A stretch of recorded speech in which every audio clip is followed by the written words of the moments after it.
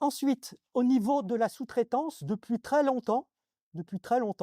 depuis l'époque de GPS, voire l'époque de GPM, on nos clients nous disaient: «Voilà, bah, ce serait bien qu'on puisse gérer les arrêts de sous-traitance». C'est-à-dire qu'au niveau planification, à partir du moment où le sous-traitant est fermé, je ne peux pas lui envoyer de pièces. Ou s'il est fermé, peut-être que son temps de fermeture va allonger mon délai de réalisation de la pièce.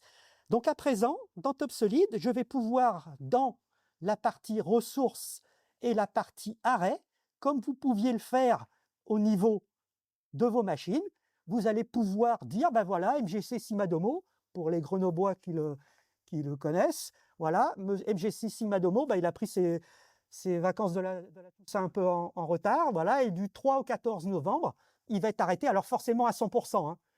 Autant sur une machine, on peut dire qu'elle est arrêtée à 50%, autant un sous-traitant, quand il est fermé, il est fermé. Et ça va avoir un impact sur la planification.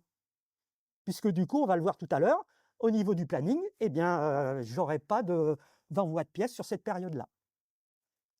Ça, c'est une première chose qui a été réalisée. Toujours au niveau des ressources, chez moi, j'ai des centres d'usinage, 3 axes, 4 axes, 5 axes, et j'ai créé donc une famille de machines.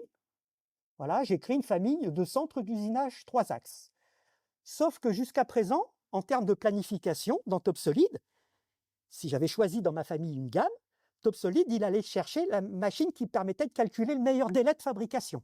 Il le faisait de façon intelligente. Parce que je lui avais dit au départ que je le laissais faire et que c'était la famille des centres d'usinage 3 axes qui était le seul élément technique qui me permettait de définir les éléments de passage au niveau planification. Sauf qu'en cas d'égalité, bah, il prenait le premier de façon un peu aléatoire. Là, on peut définir un ordre de priorité en cas d'égalité. Moi, en priorité, je vais charger le centre browser. S'il est pris, je planifierai sur ce 3 axes-là, ensuite sur celui-ci, et en dernier, je le planifierai sur ma machine 5 axes, parce que ma machine 5 axes, elle peut faire du 3 axes, d'accord? Mais je ne veux pas la charger en priorité. Ça peut être alors, bien sûr, la notion de famille, en fonction de votre secteur, de votre cœur d'activité, ça peut être lié à un nombre d'axes sur une machine, ça peut être lié à une capacité de production. Si c'est des moyens humains, ça peut être lié à des compétences des personnes. Hein, si vous gérez non pas la machine mais l'homme, mais on peut voilà, définir des priorités et avoir encore une planification encore un peu plus intelligente que ce qui se faisait jusqu'à présent. Voilà, donc gestion des arrêts au niveau de la sous-traitance et ordre de préférence au niveau des ressources lorsqu'il y a des délais identiques. Ensuite, eh ben, une petite révolution dans TopSolid. Le module d'ordonnancement que certain nombre d'entre vous ont connu jusqu'à présent disparaît avec la version 5.19 et est remplacé par un nouveau module, un module 64 bits. Alors, vous allez dire 32-64, il va aller 2 fois plus vite. Eh ben non, il ne va pas aller 2 fois plus vite, il va avoir un gain de performance de plus de 90%. Un exemple d'un client qui se trouve dans le sud-ouest, qu'on va voir jeudi. Jusqu'à présent, avec TopSolid ERP, son temps de traitement durait 9h30. C'est-à-dire qu'en fait, il lançait ça le soir et le matin, quand il arrivait, la planif n'avait pas fini de tourner. Là, aujourd'hui, grâce, alors là, c'est pas moi qui l'ai inventé, hein, c'est le développeur qui m'a dit ce qu'il a fait, donc moi j'ai noté bêtement, mais c'est juste pour faire frimer un petit peu, voilà. Nous avons développé des algorithmes de smart cache et de traitement SQL massif par lot, effectivement, qui permettent de gagner 90% de temps de traitement. Ce client-là, dans le sud-ouest, il lance sa planification à 20h. Alors vous allez me dire, il est devant la machine à 20h. Non, parce qu'avec le module d'ordonnancement 64 bits, on peut planifier les recalages. On va dire, mon recalage de mon planning quotidien se lance à 20h. Donc, on finit le chargement à 20h20. Ce client-là, il a 84 000 ordres de fabrication. C'est notre plus grand client, c'est 250 personnes et c'est 150 personnes dans l'atelier. Il a 76 000, le jour où j'ai chargé, 76 686 opérations. Donc le chargement a duré 20 minutes. Le calcul, parce qu'il est à un niveau d'optimisation qui nécessite 7 runs d'optimisation. Il dure 1 heure et la sauvegarde du résultat avec un horizon de planification de 400 jours, parce qu'il a une charge prévisionnelle de 400 jours et il a besoin d'avoir une vision de son planning sur 400 jours glissant.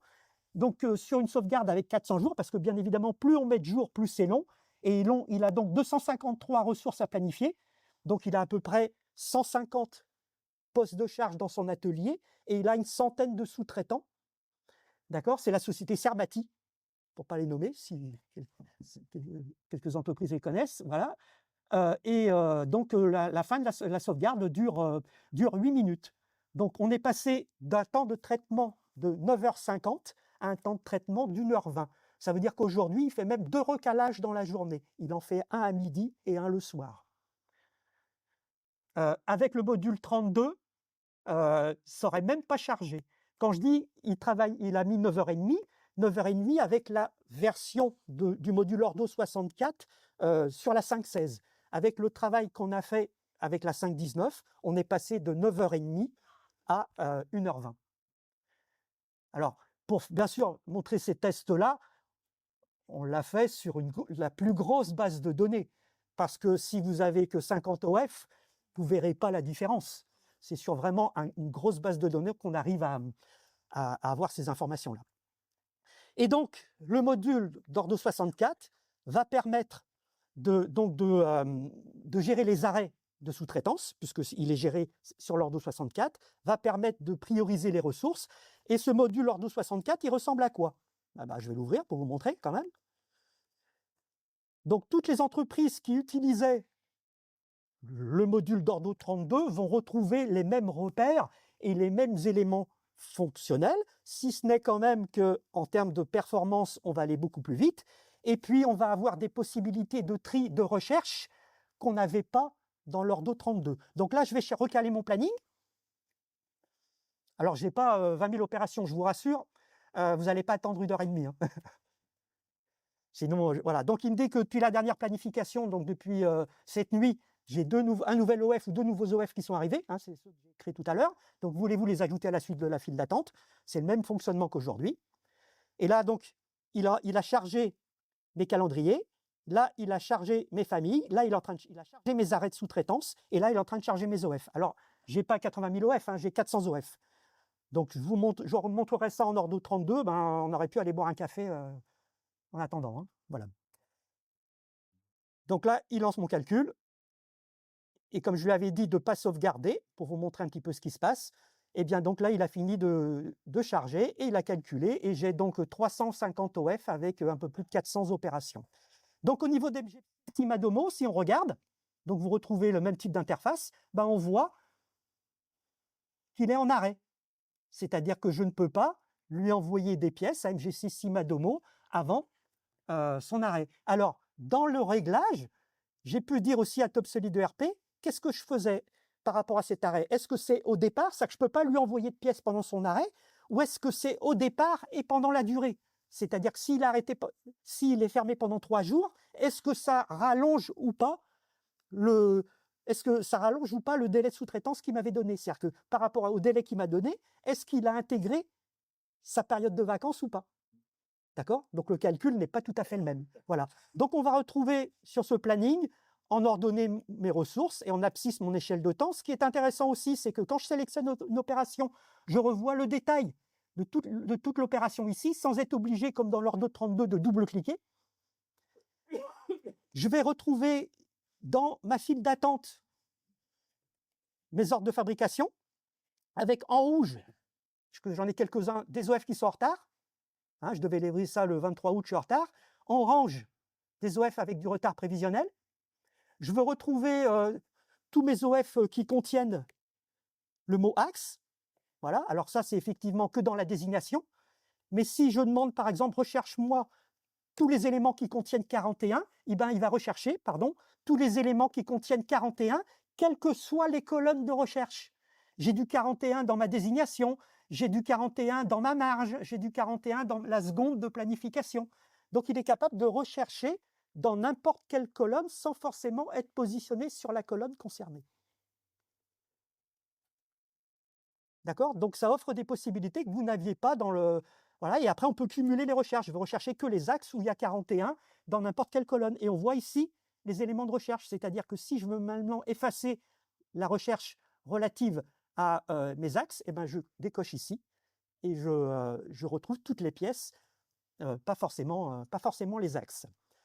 Voilà, après on va pouvoir retrouver aussi également ici, la partie atelier avec la liste des opérations au poste qu'on va pouvoir trier, qu'on va pouvoir rechercher et tous ces écrans-là, on va pouvoir les exporter non pas dans un format CSV, mais dans un format XLXI. Hop, j'y suis arrivé. Un vrai format Excel. Voilà. Donc ce qui est surtout important dans cette nouvel outil, c'est les temps de performance, les gains qui permettent maintenant aux quelques entreprises qui ont commencé à l'utiliser à pouvoir faire des recalages, même plusieurs fois par jour. Puisque, comme je vous l'ai dit, ce module-là, il intègre un service qui va être sur le serveur et qui va permettre de planifier le recalage. Je vais dire, voilà, ben, tous les jours, du lundi au samedi, à telle heure, je vais lancer mon recalage. Et automatiquement, le recalage va se réaliser. Et dans le recalage, je vais pouvoir préciser si j'intègre ou pas les nouveaux OF. Est-ce que je fais juste que mettre à jour ma planification ou est-ce qu'en même temps, je viens intégrer les nouveaux OF sur mon planning, comme je l'ai fait tout à l'heure. Et voilà, et après, quand je vais sauvegarder mon planning, je vais juste rajouter mon petit répertoire ici, voilà. Quand je vais sauvegarder mon planning, eh bien effectivement, la sauvegarde va également être très rapide puisque en quelques secondes, je vais avoir sauvegardé l'ensemble des informations. Donc le module Ordo 64, il est, comme vous l'avez vu, à part de TopSolid.